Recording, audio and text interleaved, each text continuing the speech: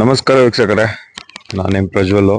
ಒಂದು ವಿಡಿಯೋ ಹಾಕ್ತೀನಿ, ಅದನ್ನು ನೋಡ್ಕೊಂಡು ಬನ್ನಿ, ಆಮೇಲೆ ಕಂಟಿನ್ಯೂ ಮಾಡೋಣ. ಎಕ್ಸ್ಟ್ರಾ ಫಿಟ್ಟಿಂಗ್ ಏನಿದೆ ಅದೆಲ್ಲ ತುಕ್ಕಿಡಿತಾ ಇದೆ. ಆಮೇಲೆ ಇದೆಲ್ಲ ಬ್ಲ್ಯಾಕ್ ಕಲರ್ ಇದ್ದದ್ದು ಕ್ರಾಶ್ ಗಾರ್ಡು ಇವಾಗ ವೈಟ್ ಕಲರ್ ಟರ್ನ್ ಆಗಿಬಿಟ್ಟಿದೆ. ನನ್ನ ಸೀಟು ಫುಲ್ ಸ್ಮೂತ್ ಇತ್ತು, ಇವಾಗ ಫುಲ್ ಹಾರ್ಡ್ ಆಗಿದೆ. ಎಲ್ಲ ಮಾಡಿಸೋಷ್ಟೊಳಗೆ ಆಲ್ಮೋಸ್ಟ್ 20,000 ಆಗುತ್ತೆ. ಇದನ್ನೆಲ್ಲ ಮಾಡಿಸಿ ಇದೊಂದು ವಿಡಿಯೋ ಅಪ್ಲೋಡ್ ಮಾಡ್ತೀನಿ. ಅಲ್ಲಿವರೆಗೂ ವೆಯ್ಟ್ ಮಾಡಿ, ನೋಡ್ತಾ ಇರಿ. Bye bye.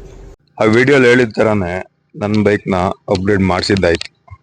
ಓಕೆನಾ? ಏನೇನು ಮಾಡಿಸಿದ್ದೀನಿ ಅಂತ ಕಂಪ್ಲೀಟ್ ನಿಮ್ಗೆ ತೋರಿಸ್ತೀನಿ, ನೋಡಿ. ಹಾಗೇನೆ ಕಂಪ್ಲೀಟ್ ರೆಡಿಯಾಗಿ ನನ್ನ ಬೈಕು ಇವಾಗ ನಿಮ್ಮ ಮುಂದೆ ಇದೆ.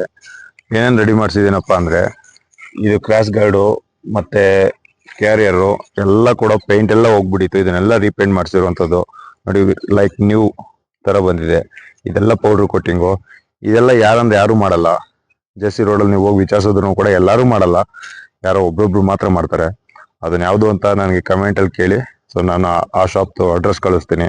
ಸೀಟು ಕಂಪ್ಲೀಟ್ ಸ್ಮೂತ್ ಆಗಿದೆ ಇವಾಗ. ಎಷ್ಟು ಅಂದರೆ ತುಂಬ ಸ್ಮೂತ್ ಆಗಿದೆ. ಇದೊಂದು ಹ್ಯಾಂಡಲ್ ಬಾರ್ ರೈಸ್ ಮಾಡಿದ್ದೀನಿ, ಬಟ್ ಅದೇನು ಫೀಲ್ ಕೊಡ್ತಾ ಇಲ್ಲ.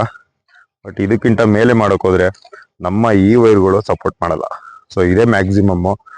ಸೊ ಇಷ್ಟು ಅಪ್ಗ್ರೇಡ್ ಮಾಡೋಕ್ಕೆ ನನಗೆ ಖರ್ಚಾಗಿದ್ದು 15,000. ಸೊ ಏನೇನು ಯಾವ ಥರ ಮಾಡಿದ್ದಾರೆ ಕಂಪ್ಲೀಟ್ ವರ್ಕ್ ಅದನ್ನು ನೆಕ್ಸ್ಟ್ ವ್ಲಾಗಲ್ಲಿ ಅಪ್ಲೋಡ್ ಮಾಡ್ತೀನಿ, ವಾಚ್ ಮಾಡಿ. Thank you.